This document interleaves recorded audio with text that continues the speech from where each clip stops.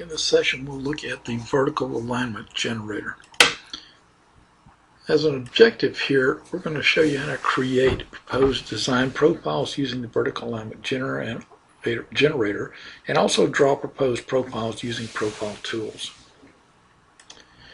The vertical alignment generator can graphically create and modify proposed design profiles or modify an existing ground profile.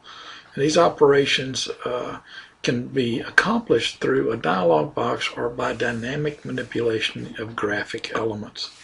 So let's go into a MicroStation file and look at the use of the vertical alignment generator. Now in this file I have drawn an existing ground profile. And to access my vertical alignment generator, I'm going to open up the project manager, open up my project, and over to the right on the top row here we have vertical alignment. Now when I open up vertical alignment,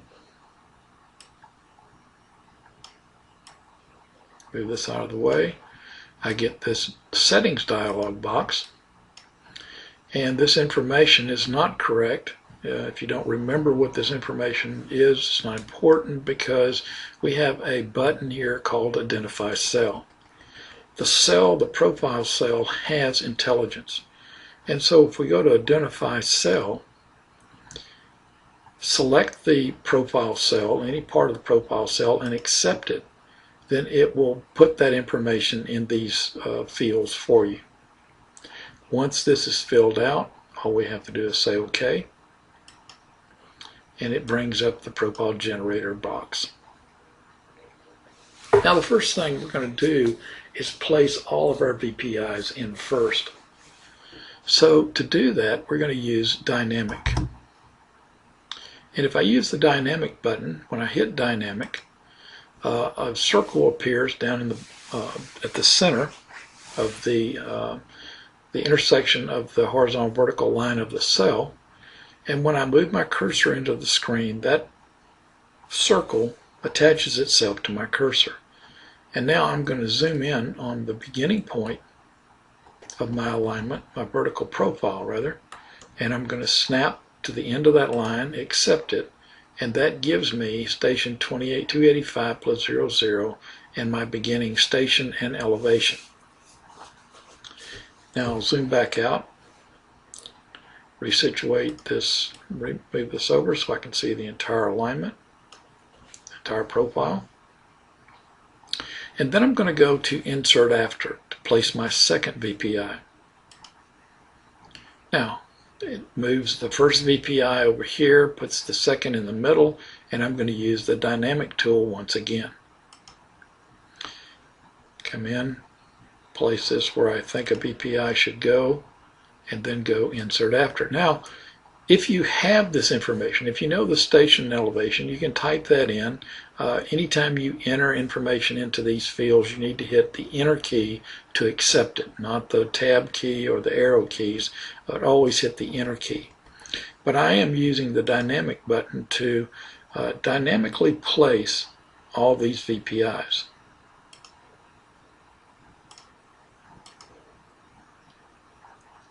Maybe one there.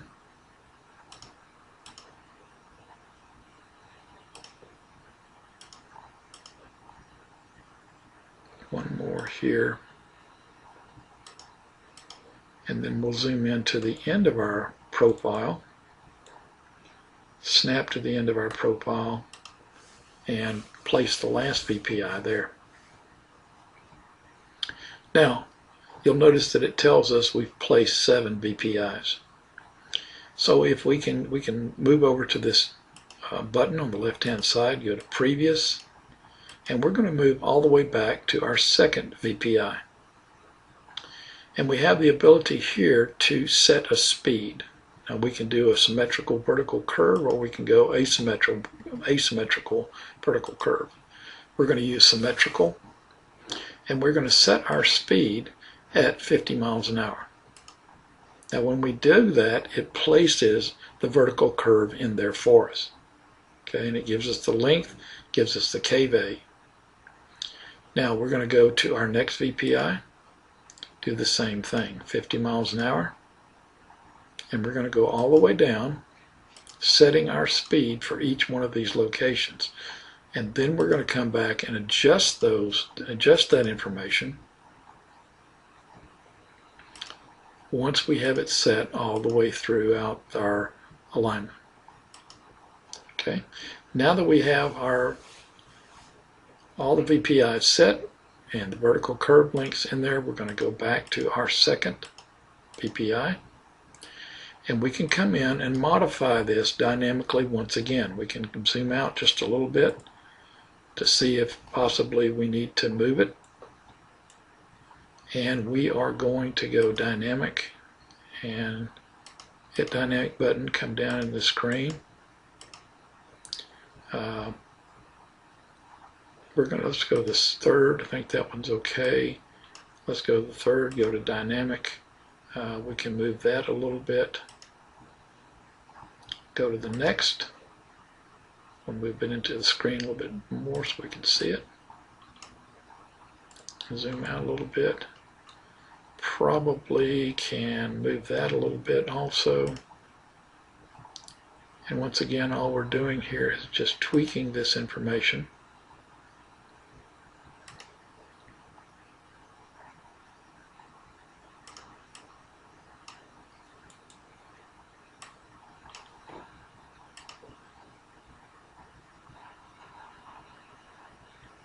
Trying to eliminate as much cut and fill as we can.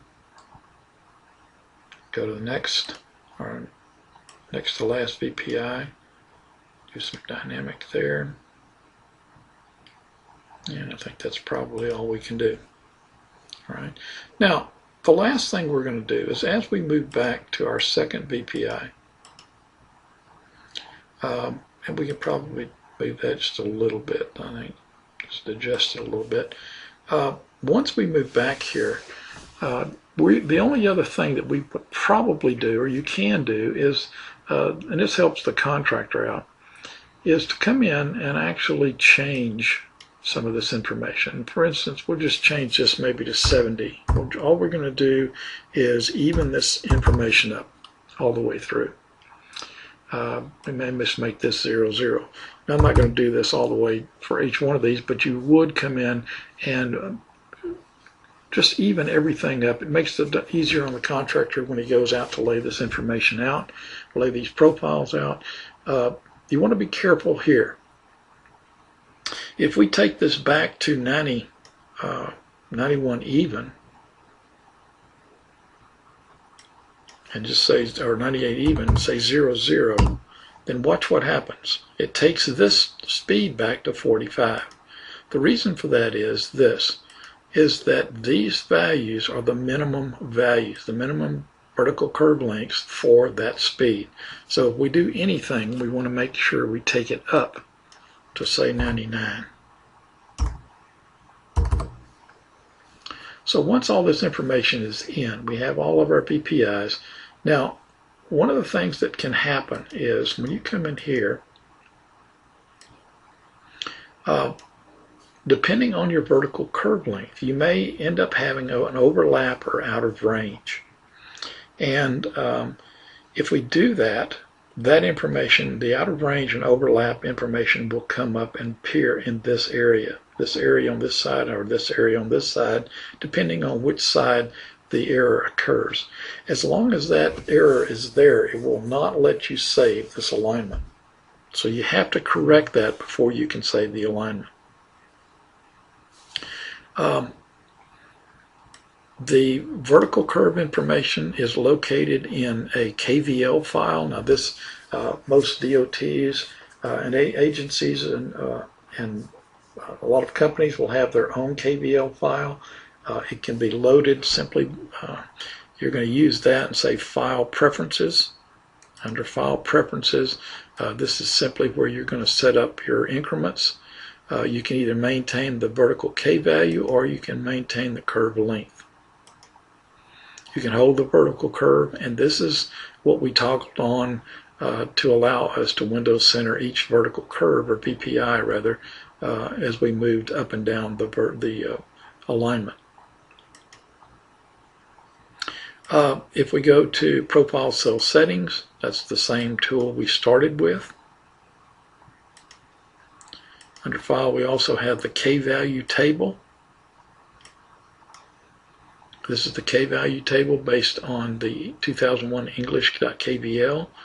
You can actually go in and modify this information if you want to. This is where you have your sag, minimum and maximum sag and crest values.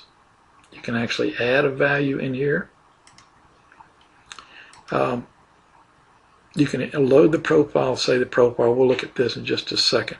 The tools, you can issue a data point.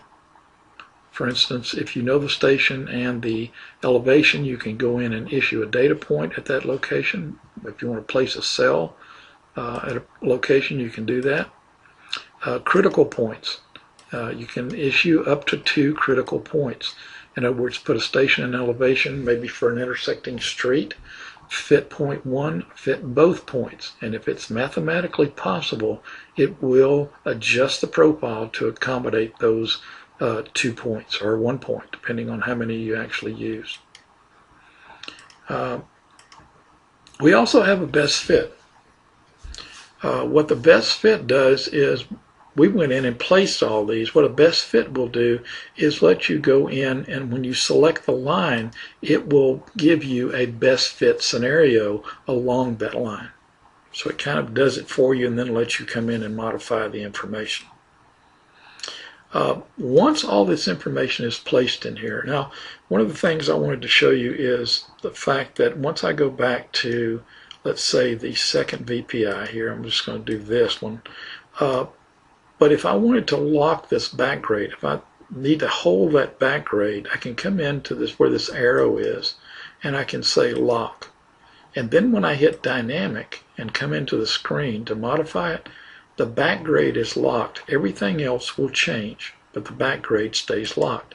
I can do the same thing for either of these. I can lock my station to where the station will stay the same and the back and forward grade will change, as well as the elevation, or I can lock the elevation, do the dynamic, and the elevation stays the same and everything else changes. Okay, so you have tremendous amount of control over what information you place in here and how to adjust that information. But once the information is here and complete, then you're going to go to File, Save Profile As, and we're going to call it Class Pro,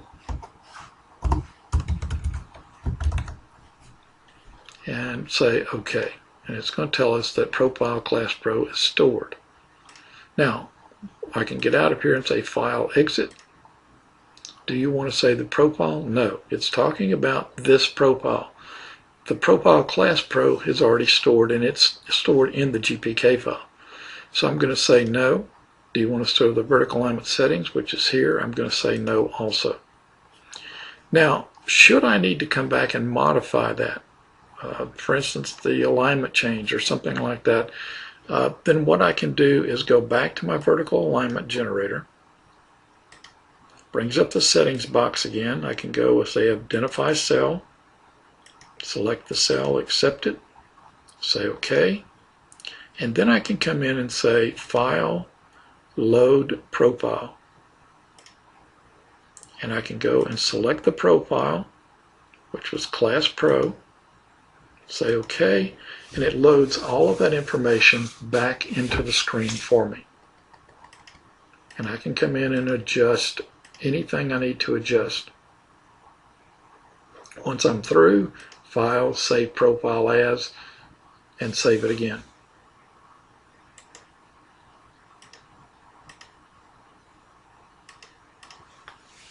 Right.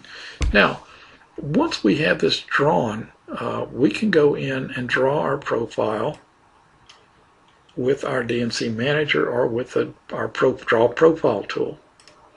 So let's look at the Draw Profile tool. If I go to Roadway, I've got my Draw Profile tool.